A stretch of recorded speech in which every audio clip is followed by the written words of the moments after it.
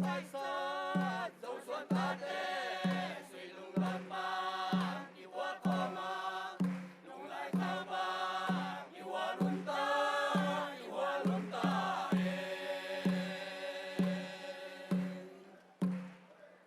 đón băng đi tua lung lại vô phong đâu lại tình buông xuân khó mà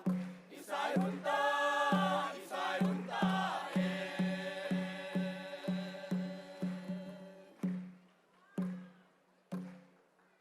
dấu mầm văn tiếng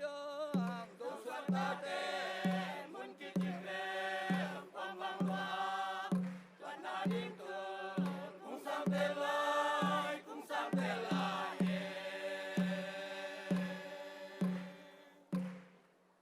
tuần là đêm tuần cũng sang tê lại lia lê tam tê tuần nô đâu mà nhà bằng tuần đi mà tuần lê bao đi bằng Paris ho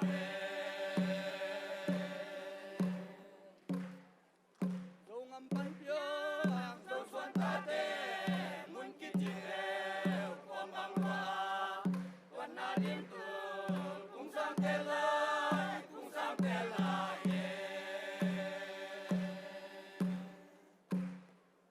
tuần là đêm tuần cũng sang tê lại lia lê tam tê tuần nô đâu mà nhà bằng tuần đi mà tuần lê Paris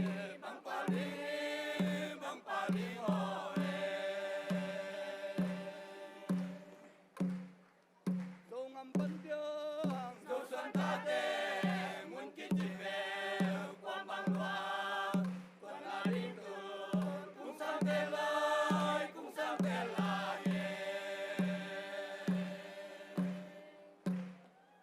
tuần là đêm tuần cũng sang tê lại lia lê tam tê tuần nô đâu mà nhà bằng tuần đi mà tuần lê Paris bằng Paris ho